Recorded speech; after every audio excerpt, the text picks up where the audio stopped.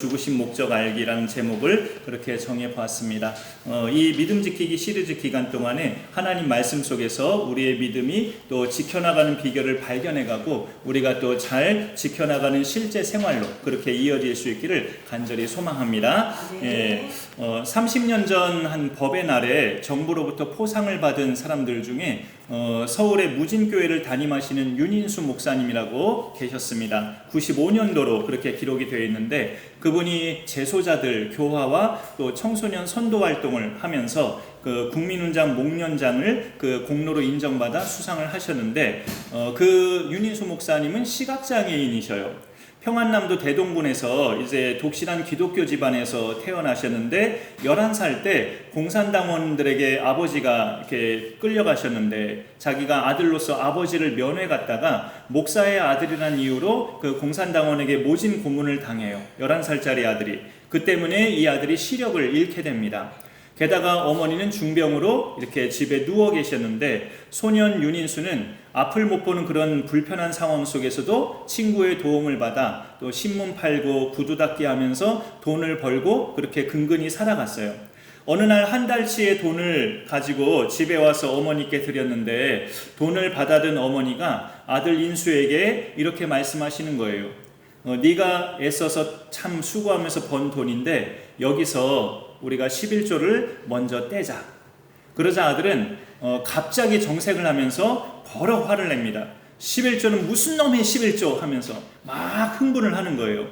아버지는 목사라고 공산당에게 끌려갔지. 그런 아버지 면회 갔다가 자기는 두들겨 맞고 맹인이 됐지. 어머니는 중병으로 누워 계시지. 하나님이 우리한테 해주신 일이 뭐가 있다고 11조냐고 막 아들이 분개하는 거예요. 어머니는 그런 아들의 부르르 떨고 있는 아들의 손을 잡아주면서 이렇게 말을 해요. 인수야, 고향 잃어버린 것도 한스럽고 집을 잃어버린 것도 원통하고 건강 잃은 것도 서러운데 하나님까지 잃어버리고 믿음까지 잃어버리면 우리한테는 남는 게 없다라고 말을 했다는 겁니다. 믿음 잃지 않는 것이 어찌 보면 이 땅에 사는 동안에 가장 큰 재산을 지키는 그런 것이 되는 거죠. 신앙생활은 하나님이 우리에게 주신 은혜로 시작하지만 진행은 하나님이 주신 은혜와 내가 믿음 지키는 그런 삶이 함께 가야 합니다. 찬송가 490장에 보면 주여 지난밤 내 꿈에 배웠으니 그런 곡인데요. 그 찬송 3절에 보면 세상 풍조는 나날이 변하여도 나는 내 믿음 지키리니 라는 그런 고백이 나오고 있어요. 그래서 사실 오늘 예배에 오신 분들도 어찌 보면 각자 자신의 믿음을 지키고자 이렇게 원근각처에서 달려오신 것이라고도 볼 수 있습니다. 오늘부터 몇 주간 믿음 지키기 시리즈를 우리가 말씀으로 나누고자 해요. 어찌 보면 신앙생활에서 가장 기본이 믿음 지키기인데 이것이 참 요즘은 기본이 정말로 무색할 정도로 참 지키기 어려운 그런 환경 속에서 우리가 사는 것 같다라는 생각을 가져봅니다. 그런데 믿음 지키기는 내 생명 지키는 것 못지않게 참 중요한데요. 그 이유는 이 말씀을 보면 알 수가 있어요. 우리 추가 참고 말씀 중에 히브리서 11장 6절 띄워져 있는데 같이 한번 읽어보죠. 믿음이 없이는 하나님을 기쁘시게 하지 못하나니 하나님께 나아가는 자는 반드시 그가 계신 것과 또한 그가 자기를 찾는 자들에게 상 주시는 이심을 믿어야 할지니라. 아멘. 우리 하나님이 우리를 보실 때 기뻐하시는 것이 나에게 있는 믿음을 기뻐하신다는 거죠. 우리가 잘생기고 예쁘거나 열심히 살거나 또 생활이 풍족하지도 않은데 투덜대지 않고 감사하면서 살거나 그런 것은 이제 어찌 보면 믿음의 한 모양에서 나오는 열매들이지만 하나님은 근본적으로 그런 것들로 기뻐하시는 게 아니라 나에게 믿음이 있음을 기뻐하셔요. 이 믿음이 뭘 믿는 거냐 했을 때 말씀 속에서 일단 찾아본다면 반드시 그가 계신 것과 라는 부분이 있죠. 반드시 그가 계신 것과 하나님이 계시다는 사실을 믿어야 합니다. 이게 어찌 보면 여러분에게 무시하는 질문일지 모르겠는데 여러분은 하나님이 계시다는 사실을 믿으시나요? 예, 선교사님은 믿으시죠. 다른 순간은 우리가 다 제치더라도 모든 순간에서 하나님을 당연히 우리는 믿어야 하지만 위기나 어려운 순간에 내가 하나님을 먼저 떠올리면서 하나님께 나아가고 있는지 또 반대로 나에게 좋은 일이 생겼을 때 하나님께 감사의 고백과 표시를 하는지 내 자신을 살펴보면 어느 정도 알 수 있다고 봐요. 교회를 다녀도 어려운 순간이든 감사한 순간이든 하나님을 미처 생각하지 않는다면 그것은 하나님이 계시다는 것을 안 믿는 것과도 같다고 볼 수 있어요. 믿음은 하나님께 나아가는 것으로 이 말씀에서 표현하고 있는데, 이 시대는 믿음 지키기가 어렵다. 이 시대에 어떻게 믿음을 지키면서 살아갈 수 있겠는가라는 그런 생각이 자꾸 들어오는 것도 사실 마귀의 속임수입니다. 그런데 우리는 이제 소속이 마귀에게 속한 자가 아니라 그리스도께 속한 자들로 하나님의 백성된 자들이에요. 그러니 하나님이 기뻐하시는 것은 오늘 말씀처럼 이 참고 말씀 히브리서처럼 믿음입니다. 그러니 우리가 사는 동안에 내 믿음 지키는 삶이 생명 지키는 것과도 같다고 볼 수 있어요. 여러분, 그냥 사는 것과 신앙생활을 하는 것은 뭐가 다를까요? 신앙생활을 하는 사람은 뭔가 이제 의지의 대상이 있다는 것을 일반적으로 그렇게 말을 하기도 해요. 내가 신앙생활을 하기 전에는 나를 믿는 그런 삶을 살았었는데 신앙생활을 해보니까 이제 하나님이라는 의지의 대상이 있어서 마음이 편하다. 일반적인 답변 중에 그런 답변이 참 많아요.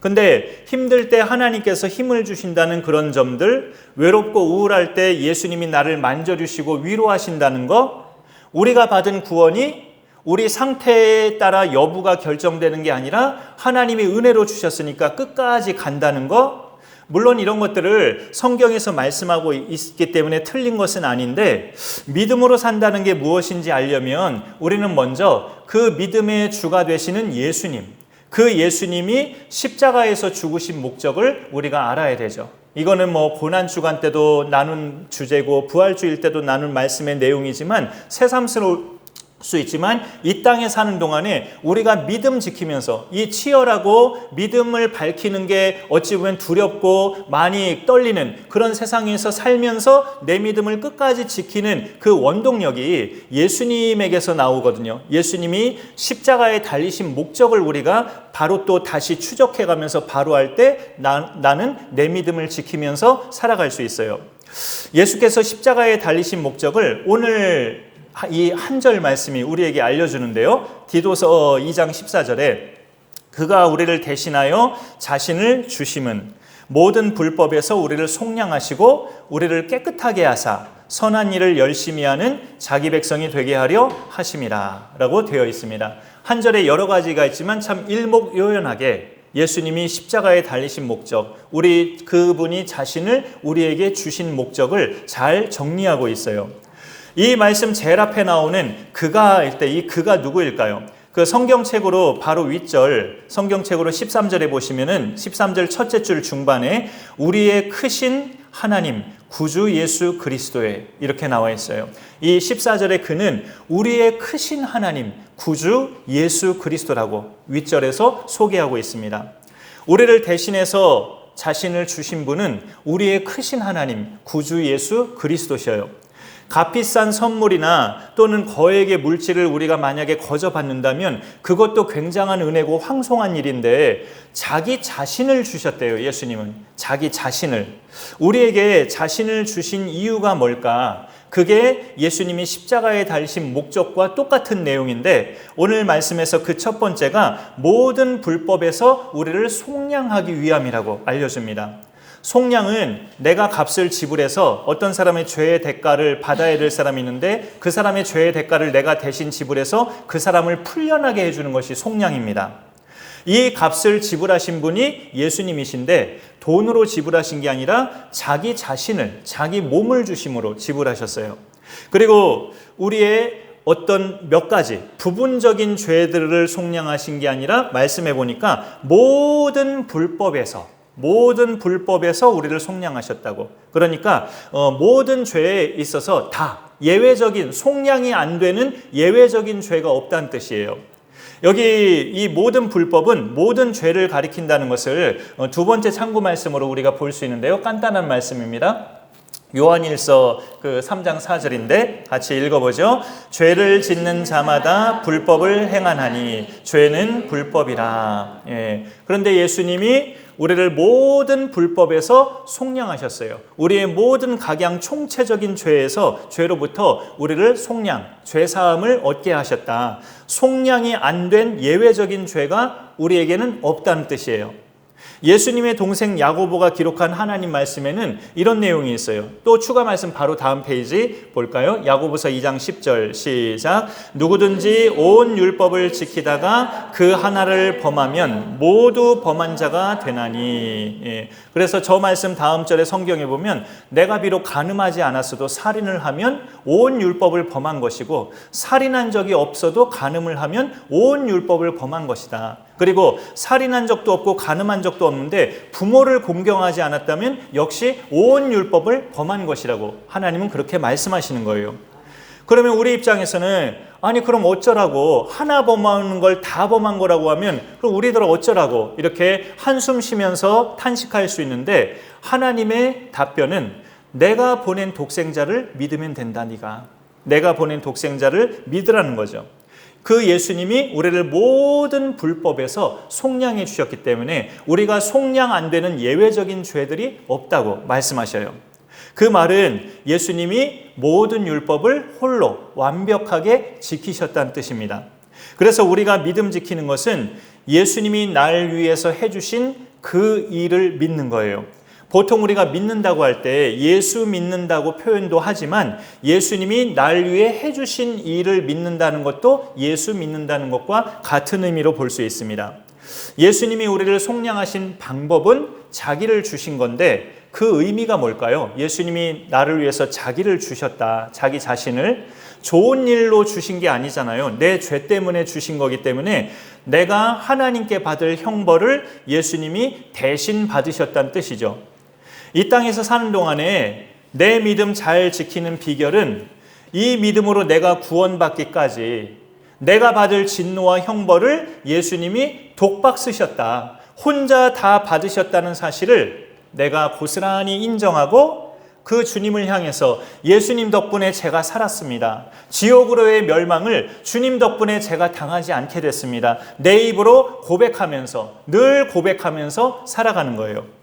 모든 불법에서 우리를 속량하신 것은 다른 말로 오늘 14절 그 다음에 바로 나와 있는데요. 우리를 깨끗하게 하셨다는 말과 같아요. 딱 14절 중반에 있죠. 우리를 속량하시고 우리를 깨끗하게 하사라고 되어 있습니다. 교회 다니는 분들 중에 상당수가 아마 그렇게 답변할 것 같은데요. 당신은 예수님을 믿으십니까? 라고 묻는다면 대부분 믿는다고 답변을 하겠지만 그럼 당신은 깨끗해졌습니까? 라고 묻는다면 선뜻 대답 못할 사람들이 많을 겁니다. 그거는 예수 믿는 것과 깨끗해지는 것을 같은 동일선상으로 생각하지 못해서 그렇고 무엇보다 내가 날 볼 때 예수님을 믿기는 하지만 깨끗한 상태는 아직 아니라고 다분히 생각이 돼서 그래요. 예수께서 우리를 대신해서 자기를 주심은 한 번의 사건입니다. 여러 번 반복되는 게 아니에요. 그래서 우리를 속량하신 것도 한 번으로 이루어진 사건입니다. 베드로전서에는 그거를 단번에라고 말하고 있어요. 내가 예수님을 믿을 때 내 모든 죄값을 지불하신 그분으로 인해 나는 속량받은 상태가 돼요. 그 뒤에 나오는 우리를 깨끗하게 하셨다는 것은 선포입니다. 선포. 그러니 너는 깨끗해졌다. 깨끗하게 하는 작업을 우리는 보통 일반적으로 회개라고도 말을 해요. 회개라고 말하기 때문에 날마다 해야 되는 것 아닌가 생각할 수 있는데 우리가 지은 죄에 대해서는 그래야죠. 우리가 지은 죄에는 날마다 회개를 해야 되지만 우리를 깨끗하게 하신 하나님의 결정과 그 선포는 한 번이에요. 그래서 예수께서 자기를 주신 것, 우리를 속량하신 것, 우리를 깨끗하게 하신 것, 그거는 내가 예수님을 나의 구주와 주님으로 믿을 때 그 순간에 내가 입게 되는 은혜들입니다. 그 순간에 믿음으로 입게 되는 은혜들이에요. 그래서 믿음을 지킨다는 것은 다른 말로 하면 내가 예수의 피로 깨끗해졌음을 늘 확신하면서, 확신한다는 게 뭘까요? 믿어. 그래, 믿어. 이게 확신이 아니라 내가 예수의 피로 깨끗해졌음을 확신하면서 다시는 그 죄에 거하지 않겠다고 살아가는 거예요. 다시는 그 죄에 내가 거하지 않겠다는 삶을 살아가는 겁니다. 이 말씀을 함께 읽어볼까요? 마지막 추가 말씀인데요. 시작. 그 아들 예수의 피가 우리를 모든 죄에서 깨끗하게 하실 것이요. 이 말씀은 내가 예수님을 믿는 순간에 깨끗하게 된다는 의미와 더불어 그 후로 다시 죄를 지어도 자백하면 다시 깨끗하게 하신다는 말씀이에요. 지금 7절로 읽었지만 저 뒤에 9절로 가보면 성경책에 그래서 그 말씀이 있어요. 만일 우리가 우리 죄를 자백하면 그는 미쁘시고 의로우사 우리 죄를 사하시며 우리를 모든 불의에서 깨끗하게 하실 것이요. 9절에 또 다시 깨끗하게 하신다는 약속이 나와 있습니다. 그 처음에 예수님을 믿음으로 깨끗해짐은 목욕에 비유할 수 있고요. 그 다음에 그 후로 우리가 자꾸 죄를 지으면서 그 순간마다 자백함으로 다시 깨끗해지는 것은 발을 씻는 것으로 의미할 수 있습니다. 그래서 예수님께서 제자들의 발을 씻어주실 때 이미 목욕한 자는 발밖에 씻을 것이 없다라고 말씀하신 거죠. 예수님을 믿는 순간에 우리는 그의 피로 깨끗한 상태가 됐지만 죄를 짓는 생활은 끊어지지는 않고 있죠. 하지만 하나님과의 관계가 깨지는 것은 아니에요. 그것 때문에 아버지와 자녀의 관계, 그러나 교제가 불안해지고 좀 이렇게 상태가 불편해지는 것은 분명히 발생하죠. 자식이 부모의 뜻을 따르지 않고 부모와 싸운다고 해서 부모와 자녀의 관계가 깨지거나 호적에서 그 명단이 없어지는 것은 아니잖아요. 그러나 서로 불편한 상태는 되죠. 대화가 단절되기도 하고 우리가 죄를 짓는 것이 우리가 짓는 죄들이 하나님과 나 사이에 그런 불편함은 만들어줘요. 그 순간마다 우리는 내 죄를 자백하면서 다시 깨끗해져야 하고 그리고 더불어 근본적으로 나는 깨끗함을 입은 사람이라는 것을 확신해야 됩니다. 확신한다는 의미는 죄를 반복하는 삶을 이제 청산해야 하지 않겠는가 하는 결단으로 나아가는 것을 말해요. 하나님께 기도하면서 그런 결단을 지속해 나가는 것이, 그런 결단을 해도 넘어지는 순간이 또 많이 있을 수 있죠. 그러나 다시 또 결단하고 그렇게 하나님을 힘입어 해 나가는 것이 믿음 지키기입니다. 그래야 예수님이 자기를 우리에게 주신 목적 두 번째를 우리가 따를 수 있어요. 그 두 번째는 우리를 선한 일에 열심내는 자기 백성으로 삼고자 하심이에요.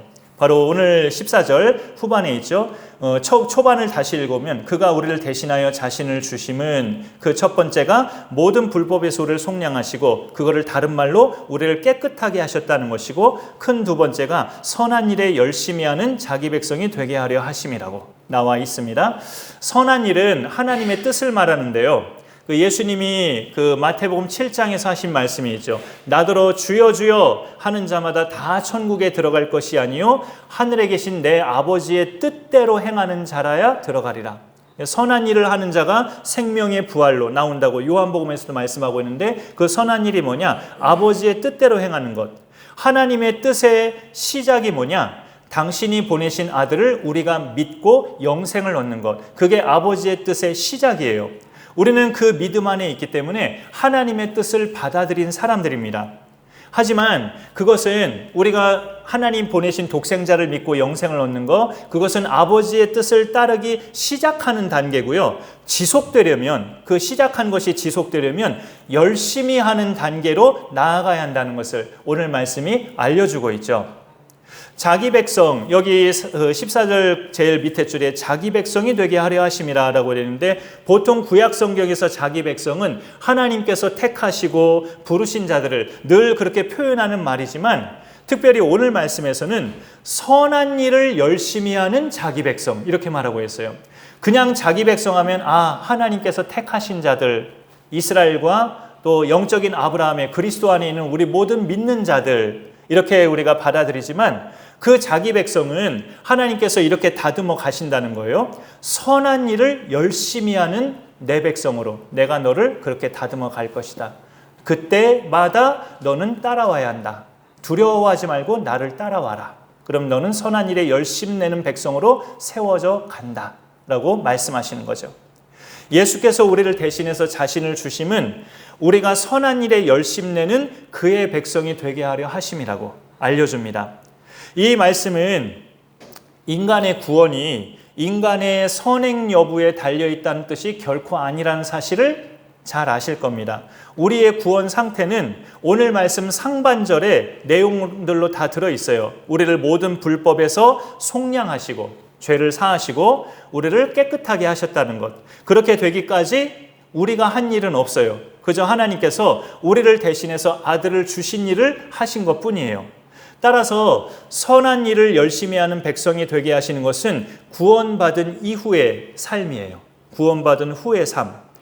그런데 사실 이게 내 믿음 지키기에 실질적인 겁니다. 선한 일에 열심 내는 삶으로 살아가면서 열매를 맺는 삶이 내 믿음 지키기에 실질적인 거죠. 오늘 말씀 제목이 믿음 지키기 1, 예수께서 죽으신 목적 알기라고 되어 있는데 이 목적을 디도서 2장 14절을 우리가 눈으로 확인하면서 예수님이 왜 나를 위해 죽으셨는지 안다고 해도 아는 것만으로 내 믿음 지키기가 확실해지는 건 아니에요. 내가 받을 하나님의 진노와 형벌을 예수님이 홀로 다 받으셨지. 그 예수님 덕분에 나는 지옥 영벌이 아닌 천국 영생의 복을 얻었지. 이 사실을 우리가 되뇌는 것만으로 내 믿음 지키기가 될 수 있겠는가? 선한 일에 열심 내는 하나님의 백성으로까지 나아가야 확실해진다는 겁니다. 선한 일에는 내가 몸담고 있는 교회를 섬기는 일도 포함되고요. 사실 또 한국교회는 이게 이제 부정적인 이면도 많이 발생해 버리긴 했지만 주님이 주신 직분을 또 충성되게 잘 감당하는 것도 선한 일에 포함됩니다. 그리고 하나님의 뜻을 따라 사는 일상, 우리의 일상이 하나님의 뜻을 따라가는 일상이 되는 것도 선한 일이에요.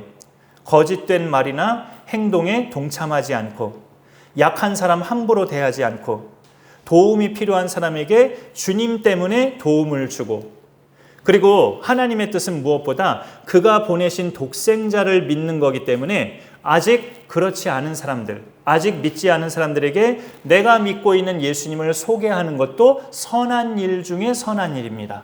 그것이 아직 시도해보지 못하신 분들은 기도하면서 어찌 보면 내 믿음이 결정적으로 자라가고 성숙되게 하는 원동력이 그거거든요. 내가 믿는 예수님을 다른 사람들에게 말해보는 거. 이 사람에게 말해보고 저 사람에게 말해보고 요 사람에게 말해보고 해서 그 사람도 결국은 예수 믿도록 계속 성령께 도우심을 구하면서 그렇게 힘써보는 것이 내 믿음 성숙의 결정적인 요인이거든요. 다른 어떤 것들보다. 그러니 우리는 그렇게 하나님의 뜻은 하나님 보내신 독생자를 믿고 영생을 얻는 것이라고 요한복음에서 예수님 말씀하셨는데 아직 그렇게 되지 않은 사람들에게 그 예수님을 소개하는 것도 선한 일 중에 최고의 선한 일이라고 할 수 있어요.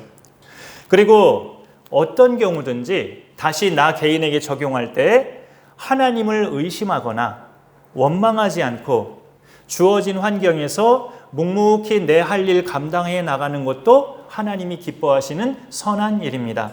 그래서 저도 그 일을 계속 찾아가 보면서 이렇게 하려고 하고 있어요. 우리 교회가 이런 상황에 처해진 것도 하나님의 뜻하신 바라고 이렇게 받아들이면서 주어진 환경에서 내가 할 수 있는 일, 하나님이 나를 통해 하시기를 원하시는 일, 그런 것들을 찾아가 보면서 해나가려고자 하고 있습니다.